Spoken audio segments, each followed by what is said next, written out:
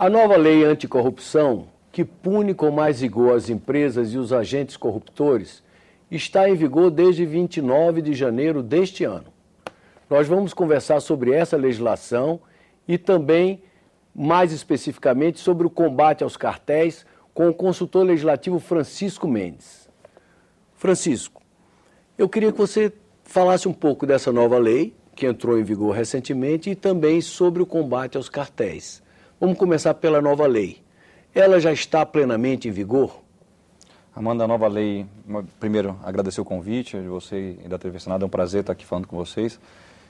A nova lei está, sim, em vigor. A lei anticorrupção, ela vem para reforçar uma legislação de combate à corrupção, que, no meu ponto de vista, já é uma legislação forte. No Brasil, a gente tem o combate à corrupção, primeiramente na esfera penal. Então, a gente tem no Código Penal uma série de previsões, a gente tem a lei de lavagem de dinheiro, a gente tem a lei do crime organizado, uma série de legislações na esfera penal que já permitem a investigação, a persecução e também o apenamento de ilícitos que de alguma forma tentem se locupletar do patrimônio público. A lei anticorrupção, essa que foi a lei 2.846, que foi aprovada no ano passado e, como você falou, entrou em vigor em janeiro desse ano, ela entra numa outra esfera, não é da esfera penal. Então ela vem na esfera que a gente chama de esfera administrativo-cível. As penas ali previstas, elas não recaem sobre os indivíduos, sobre as pessoas físicas. E nesse sentido, a lei anticorrupção, ela fecha uma lacuna que existia no direito brasileiro. Ela se volta basicamente a punir as empresas e não as pessoas físicas. É um avanço, certamente, no direito brasileiro. Ela, como eu falei, ela fecha essa lacuna. Antes o direito brasileiro era muito voltado à punição do indivíduo, sendo que, na verdade, boa parte dos incentivos para a corrupção está nas empresas. Então, se a gente pensar os indivíduos nessas grandes empresas, hoje a gente está falando de Petrobras, mas a gente pode falar de várias outras empresas, elas duram 100, 200, 300 anos. Os indivíduos, como a gente sabe, eles pulam de uma empresa para outra. Então, a percepção que se tem na sociedade brasileira e que já vem de outros países mais avançados é que não basta apenas punir um indivíduo com a prisão, eventualmente com penas pecuniárias, multas. É necessário cortar na carne das próprias empresas. E é nesse sentido que a lei anticorrupção é um grande avanço. E o que ela prescreve para aquele que eventualmente for pego e considerado culpado de práticas de corrupção? De corrupção. Então, Amanda, basicamente a principal pena é a multa. A multa ela vai de 0,1% a 20% do faturamento bruto, excluído os tributos. Parece pouco, mas não é. Se pegar uma empresa que tem um faturamento de 1 bilhão, a multa máxima pode chegar a 200 milhões de reais. E veja bem, a gente está falando de faturamento, a gente não está falando de lucro líquido. Então, eu trabalhei, como a gente estava conversando antes de começar o programa, muito tempo no CAD. E a lei anticorrupção ela é muito parecida, vamos dizer, a gente pode até dizer que ela é construída nos moldes da Lei de Defesa da Concorrência, a Lei 2.529, editada em 2011.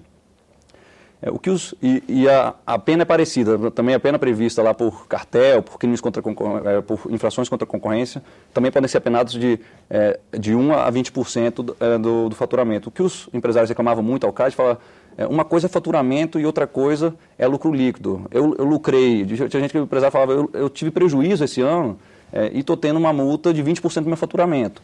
Então a lei ela é muito dura, tanto a lei anticorrupção quanto a lei de combate a cartéis, a lei de defesa da concorrência. Essa é a principal questão, essa é a principal pena. Agora, além disso, existem outras penas que são ainda mais duras do que a multa. A lei chega a cogitar da sanção de dissolução da sociedade empresária. Então imagina só que por um ato de infração, na verdade por atos seguidos de infração, a administração pode recorrer ao judiciário e exigir que o judiciário determine o fim, a extinção daquela sociedade empresária. Isso, obviamente, em casos extremamente gravosos. Mas apenas para ressaltar para os nossos companheiros, a nossa audiência, que está realmente uma lei que traz consequências gravíssimas àqueles que praticam atos criminosos de corrupção. E também a empresa que eventualmente for considerada culpada, ela fica proibida de se relacionar com o serviço público. Isso não necessariamente, Armando. Isso é uma previsão que, na verdade, já existe na Lei 8666 e que o que a Lei Anticorrupção prevê é a questão de um cadastro, que as pessoas estão falando de lista suja, né? A imprensa está usando esse nome. Mas, na verdade, isso é uma decorrência que já estava prevista na Lei 8666 e que só é consolidada na lei anticorrupção. Isso é uma questão importante que eu sempre gosto de ressaltar. Uma coisa é o quadro legal, né? Outra coisa é a aplicação dessas normas, desse quadro legal, pelas autoridades administrativas, ou pelas autoridades judiciárias, ou mesmo pelo Ministério Público. No Brasil, me parece que há uma compreensão equivocada de que faltam leis, de que faltam previsões para punição. A minha opinião é que não faltam. O que muitas vezes falta é a capacidade administrativa de implementar as disposições legais que já existem.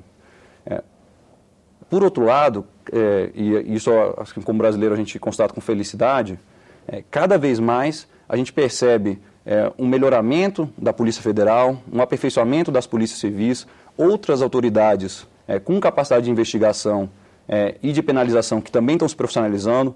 Eu trabalhei no CAD, falo com muito orgulho, que assim, a parte de combate a cartel, que era praticamente inexistente na década de 90, hoje é uma das principais do mundo. A gente conversa com advogados internacionais, advogados americanos, advogados alemães, e eles falam que o programa de combate a cartel do Brasil, se não é o terceiro, é o quarto do mundo, atrás dos Estados Unidos, talvez Alemanha, Reino Unido, da Comissão Europeia.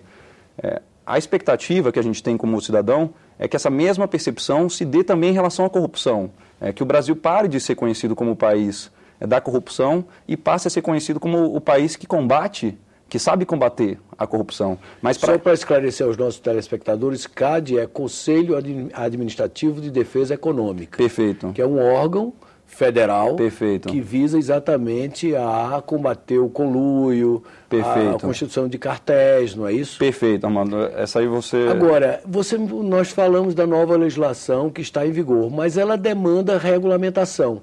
E ela não foi regulamentada totalmente. Então, ela pode, mesmo assim, ela pode ser aplicada na sua integralidade? Mano, há controvérsias jurídicas sobre isso. A minha impressão, e aí eu estou falando como jurista, é que a lei já pode ser aplicada. O que alguns autores falam, e isso está repercutindo na mídia, é que seria bom um decreto da Presidência da República no sentido de esclarecer determinadas questões. Essa questão da penalização que eu falei é um exemplo. Vamos dizer, a margem de discricionalidade é muito ampla, é de 0,1% a 20% do faturamento. Mas a gente não tem uma previsão, não há assim, uma determinação de como se fazer isso. Então, o que alguns autores estão dizendo é que seria bom, seria útil do ponto de vista da comunidade, das pessoas que acompanham a aplicação da lei, haver um decreto da presidência regulamentando essas questões para dizer quando é 0,1%, quando é 1%, quando é 20%, ou para outras questões que também estão muito abertas, haver um decreto presidencial especificando como cada situação vai ser tratada no caso concreto. De qualquer forma, a lei existe e ela está aí para ser aplicada. Então, a minha impressão é que ela já está totalmente passível de aplicação e eu acredito que as autoridades competentes elas vão começar a analisar os casos com ou sem decreto da Presidência da República. Essa lei importou dos Estados Unidos o sentido da compliance, que é um termo que não tem uma tradução literal no português. Eu queria que você explicasse o que vem a ser esse conceito de compliance e também o que vem a ser o chamado acordo de leniência previsto também na íntegra dessa lei. Ótimo. Armando, são duas coisas um pouco diferentes, mas que têm uma relação entre si, e as duas são essenciais, do meu ponto de vista, para o desenvolvimento adequado de uma política de combate à corrupção. A primeira ideia de compliance é uma ideia de que esse conceito, como você falou, não tem uma tradução para o português, seria bom que ele tivesse. Ele é um conceito que passa uma ideia de aderência, uma aderência voluntária por parte das empresas, principalmente das grandes empresas, às normas de boa ética, ao respeito às regras do jogo, ao respeito à competição. Então, isso é também uma coisa que é importante se perceber. Essas grandes empresas, elas não são tão diferentes, o funcionamento dessas grandes empresas não é tão diferente do funcionamento que a gente conhece de entidades estatais. A gente tem empresas com 10, 20, 30, 50 mil funcionários. Então, não dá para imaginar que todo ato executado pelo vendedor, pelo gerente, pelo diretor, vem diretamente do presidente. Não, muitas vezes é o vendedor que está ali na ponta e que decide subornar um funcionário público para obter, para melhorar o seu rendimento. A ideia de compliance, a ideia de política de compliance é que a diretoria, o conselho de administração, adote claramente e passe para todos os níveis hierárquicos da empresa. Normas de conduta ética. Normas de conduta ética, adote um manual de ético, fale assim, não vamos fazer cartel, não vamos subornar, quem fizer isso vai ser penalizado pela própria empresa, vai ser demitido sumariamente. Então, realmente uma adoção, a empresa está traduzindo para a sociedade a sua vontade de respeitar as regras, de respeitar o mercado, de respeitar os consumidores, e isso ela informa para todos os seus colaboradores. Então, se um colaborador na ponta fizer isso, a empresa vai tratar isso como um erro individual e não como um erro da própria empresa, como um erro institucional. Então, essa é a ideia do compliance. E o acordo de leniência? E o acordo de leniência, ele vem sendo até, vamos dizer, ele é da mesma família, para o público mais leigo, da delação premiada. Só que no direito da concorrência, que eu trabalhei mais, que a gente combate cartel, tem esse nome acordo de leniência. Qual que é a ideia da delação premiada e do acordo de leniência? É você estimular a quem está fazendo um mal feito, a quem está fazendo um ilícito, a quem está participando de um ato de corrupção, a quem está participando de um cartel, vir e colaborar com o Estado para desvendar o crime, desvendar o ilícito, apontando os demais partícipes, os demais colaboradores nesse conluio. E a própria engrenagem da corrupção. Isso vem sendo muito criticado, principalmente pelos advogados de defesa. Qual que é a minha impressão? É que esse é um instrumento essencial para se desenvolver uma política eficaz de combate à corrupção e de combate a cartel. Aqui a gente tem que ser bem franco, Amanda. Quem trabalha com direito à concorrência, com combate a cartel, sabe que não existe um programa efetivo de combate a cartel sem acordo de leniência. Por quê? Porque é muito mais eficiente, muito mais interessante para as empresas continuarem a combinar o jogo, a subir seus preços, a prejudicar o consumidor, do que vir a público e esclarecer. É muito difícil para o Estado descobrir esse tipo de acordo sem a cooperação de uma empresa lá dentro. E a mesma coisa quando elas são premiadas. É muito difícil descobrir. Esses esquemas eles são extremamente sofisticados. O dinheiro ele vai para paraíso fiscal, volta para cá, vai para a conta de assim, são esquemas extremamente sofisticados que só podem ser desvendados quando alguém decide falar. Então, e o meio empresarial brasileiro já está consciente de que existem essas novas legislações e que eles têm que andar na linha? Está. Assim, o que a gente percebe claramente, conversando com diretores de grandes empresas, também com advogados amigos que atuam que militam nessas áreas do direito econômico penal e também na parte de improbidade administrativa, é que cada vez mais se cria uma consciência no empresariado brasileiro, essa consciência que já existe no empresariado internacional, de que as regras devem ser respeitadas. Então, acho que a gente até conversava um pouco antes de começar o programa, boa parte, assim, a gente vê uma indignação muito grande da população com essas descobertas, né? Milhões sendo devolvidos, até se fala de bilhões sendo desviados dos cofres públicos, não só nesse caso, mas também em outros. Eu gosto de ter uma visão, claramente a indignação ela é totalmente justificável e ela tem que existir. Mas eu gosto também de sempre pensar no dia posterior. É a minha impressão que por mais que essa indignação até nos traga algum tipo de tristeza, algum tipo de vergonha em relação a algumas práticas que existem no Brasil, que o dia seguinte vai ser melhor. Se você pensar do ponto de vista do empresário estrangeiro, o recado que a gente está passando quem vier para cá subornar um funcionário público, quem vier para cá para fazer cartel, para ganhar dinheiro em cima do consumidor brasileiro ou em cima do Estado brasileiro, subindo artificialmente preço, corrompendo os servidores, esse vai ser punido. Então, assim, esse é o recado que tem que ser enviado por um mau empresário, por um empresário corruptor, no caso. Por outro lado, a mensagem positiva que a gente passa para um empresário honesto, de boa fé, se você vier para cá, o jogo vai ser correto. O jogo vai ser feito dentro das regras da lisura. Quem tiver o melhor produto vai vencer a concorrência. Quem tiver o menor preço vai vencer a melhor concorrência. Então, assim, essa mensagem de que as regras do jogo elas favorecem os empresários de bem, as pessoas de caráter, essa me parece o maior legado de todas essas operações que têm acontecido nos últimos anos. E quanto ao fato do escândalo da Petrobras, por exemplo, está sendo investigado, inclusive, por organismos nos Estados Unidos. Como é que você vê, como especialista no assunto, cidadão brasileiro, o fato de questões nossas estarem sendo expostas lá no estrangeiro? Mano, acho que a gente vê com muita tranquilidade isso. essa é uma percepção de quem trabalha com o direito econômico penal ou com esse tipo essa esfera jurídica, é que o mundo está muito complexo.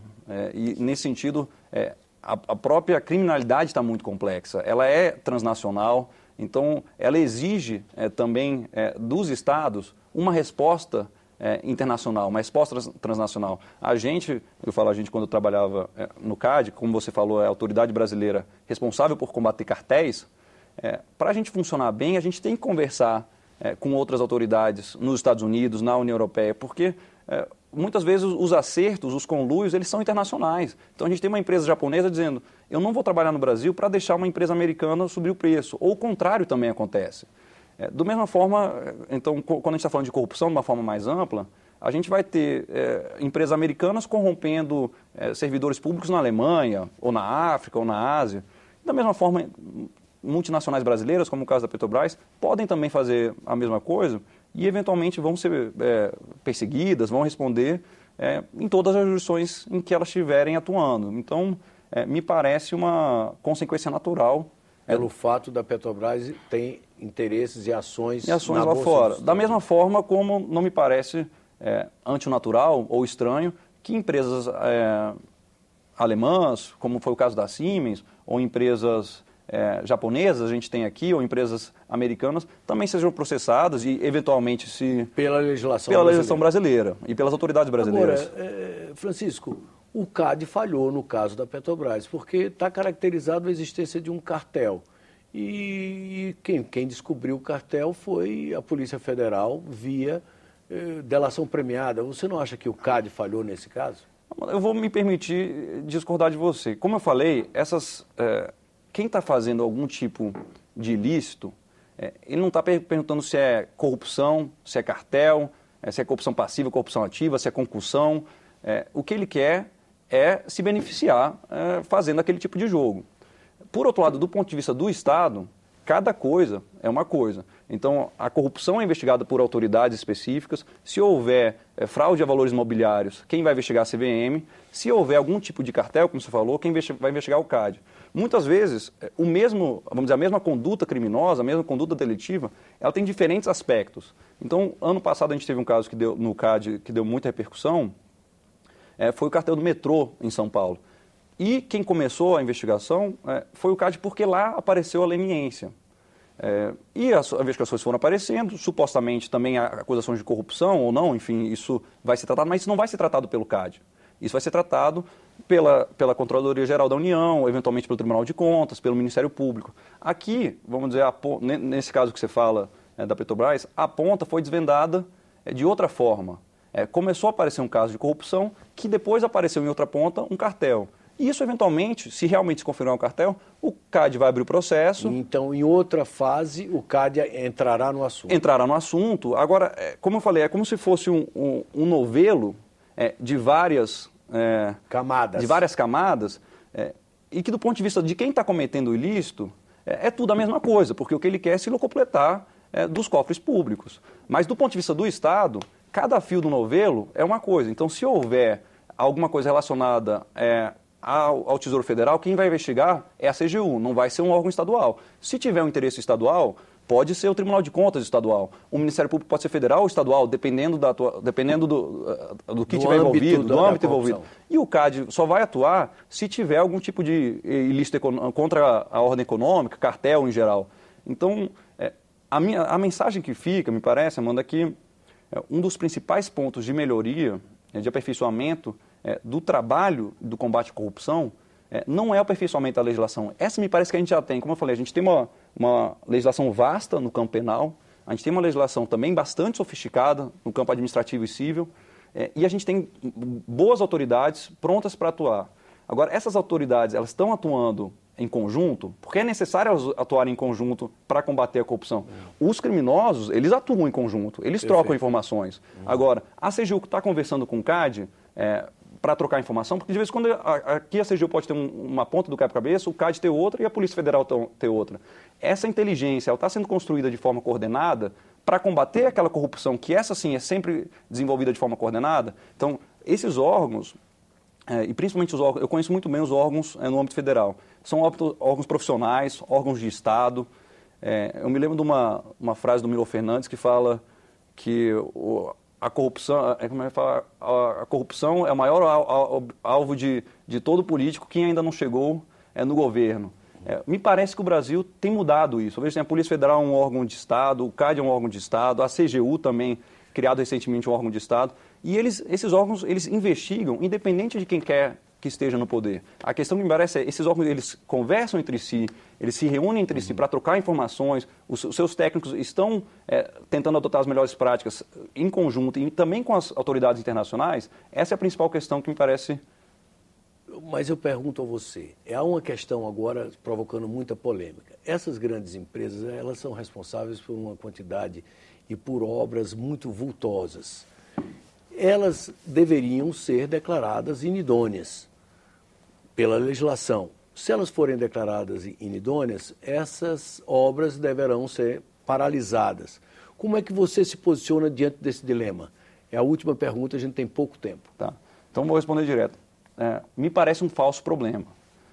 Esse problema é aquele que a gente só vai conhecer ao final do processo.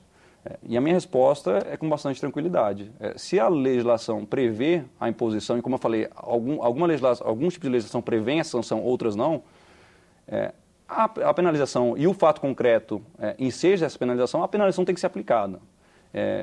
Eu já trabalhei com bastante tempo com direito à concorrência. Senão o agente público estará prevaricando. Eu já trabalhei com bastante tempo com direito à concorrência e sempre há alguém para realizar algum tipo de tarefa.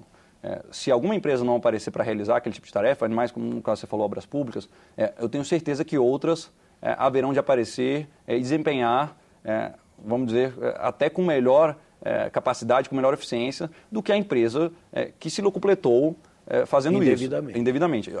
Obviamente, você fazer qualquer tipo de juízo de valor sobre os casos concretos, mas me parece um falso problema, porque a resposta à sua pergunta só vai aparecer ao final dos processos administrativos, ao final dos processos judiciais. Cada processo é um processo, cada empresa é uma empresa.